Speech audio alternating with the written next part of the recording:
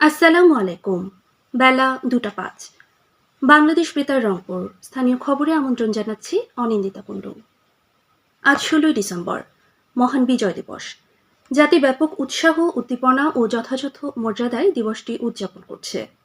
1971 সালের এই দিনই বাঙালি জাতি এক বীরত্বপূর্ণ সংগ্রামে বিজয় অর্জনের মধ্য দিয়ে পৃথিবীর মানচিত্রে বাংলাদেশ নামের একটি স্বাধীন সার্বভৌম দেশের নাম সংযোজিত করেছিল।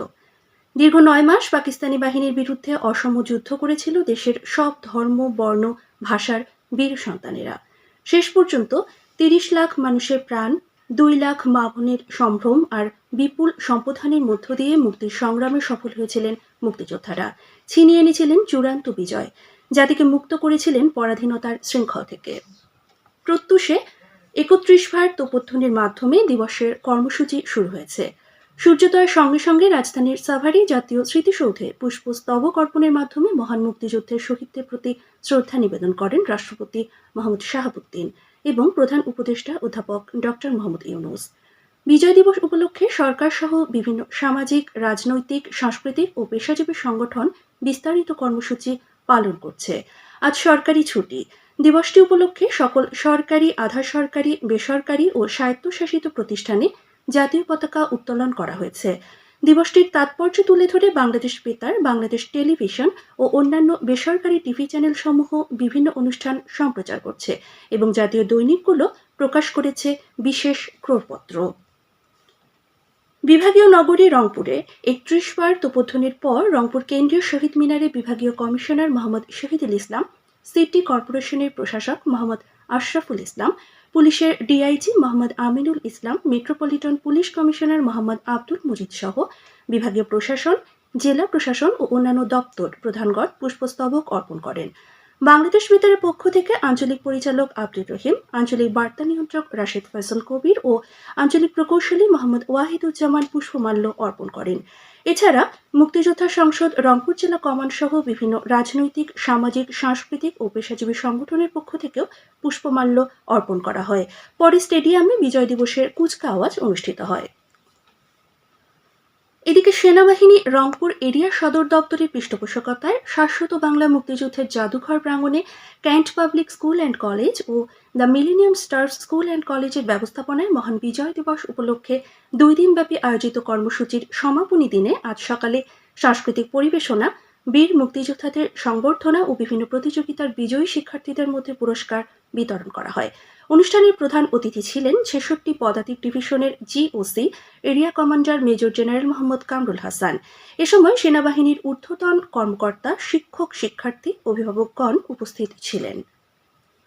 লালমনিরহাটে দিবসটি উপলক্ষে জেলা প্রশাসক HM রকিব হায়দার জেলার বিভিন্ন দপ্তরের কর্মকর্তাদের সাথে নিয়ে শহীদ মিনারে শ্রদ্ধাঞ্জলি অর্পণ করেন। পরে জেলা প্রশাসনের পক্ষে রেলওয়ে মুক্তিযুদ্ধের স্মৃতিসৌধে শ্রদ্ধাঞ্জলি অর্পণ করেন জেলা প্রশাসক ও জেলার বিভিন্ন দপ্তরের কর্মকর্তাবৃন্দ। এছাড়া জেলার হাতীবান্ধা ও পাটগ্রাম উপজেলায় মহান বিজয় দিবস নানা আয়োজনের মধ্য দিয়ে উদযাপিত হচ্ছে। কুড়িগ্রামে জেলা প্রশাসনের আয়োজনে কলেজ মোড়স্থ স্বাধীনতার বিজয় স্তম্ভে পুষ্পস্তবক অর্পণের মাধ্যমে মহান মুক্তিযুদ্ধে আত্মদানকারী শহীদদের প্রতি গভীর শ্রদ্ধা জানানো হয়। পুষ্পস্তবক অর্পণ করে নিহত শহীদদের স্মরণে তাদের রুহের মাগফিরাত কামনায় বিশেষ দোয়া অনুষ্ঠিত হয়। এ সময় অন্যান্যের মধ্যে জেলা প্রশাসক অন্নপূর্ণা দেবনাথ উপস্থিত ছিলেন। এছাড়া জেলার রৌমারী উপজেলায় দিবসটি উপলক্ষে আজ শহীদদের স্মরণে পুষ্পার্ঘ্য অর্পণ এবং সিজি জামান সরকারি উচ্চ বিদ্যালয় মাঠে আনুষ্ঠানিকভাবে পতাকা উত্তোলন করা হয়। পরে police, Ansar, fire service, scout ও বিদ্যালয়ের ছাত্রছাত্রীদের সমন্বয়ে কুচকাওয়াজ ও বীর মুক্তিযোদ্ধাদের সংবর্ধনা দেওয়া হয়েছে।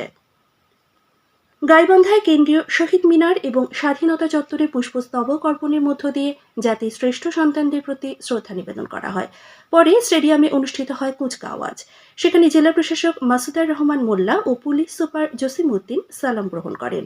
জয়পুরহাটে স্মৃতিসৌধে পুষ্পার্ঘ্য অর্পণের মধ্য দিয়ে মহান বিজয় দিবসের কর্মসূচি শুরু হয়। শহীদ ডাক্তার আবুল কাশেম ময়দানে স্মৃতিসৌধে বীর শহীদদের স্মৃতির প্রতি শ্রদ্ধা জানিয়ে পুষ্পস্তবক অর্পণ করেন জেলা প্রশাসক মোহাম্মদ আল মামুন মিয়া। এরপর পুলিশ সুপার মিনা মাহমুদা সহ জেলা মুক্তিযোদ্ধা সংসদ, বিভিন্ন সরকারি দপ্তর, বিএনপি সহ বিভিন্ন রাজনৈতিক, সামাজিক, সাংস্কৃতিক ও শিক্ষা প্রতিষ্ঠান পুষ্পার্ঘ্য অর্পণ করে। পরে জেলা স্টেডিয়ামে আনুষ্ঠানিকভাবে জাতীয় পতাকা উত্তোলন ও কুচকাওয়াজ অনুষ্ঠিত হয়। এছাড়া সার্কিট হাউস মাঠে 3 দিনব্যাপী বিজয় মেলার উদ্বোধন করা হয়। আজ বাংলাদেশ বেতারের ৮৬তম প্রতিষ্ঠাবার্ষিকী। ১৯৩৯ সালের ১৬ ডিসেম্বর ঢাকা ধ্বনি বিস্তার কেন্দ্র নামে যাত্রা শুরু করে আজকের বাংলাদেশ বেতার। দেশের বৃহত্তম এই গণমাধ্যম দেশের প্রতিটি কোণায় প্রতিদিনই জনগণের কাছে পৌঁছে দিচ্ছে কৃষি, শিক্ষা, বিনোদন এবং সরকারের বিভিন্ন উন্নয়ন, উদ্যোগ ও নির্ভরযোগ্য তথ্য। সংবাদ অনুষ্ঠানের মাধ্যমে জনগণ জানতে পারছে দেশ বিদেশের নানা তথ্য, এগিয়ে যেতে পারছে দেশের উন্নয়নের সঙ্গে সঙ্গে। সবশেষে আবহাওয়া।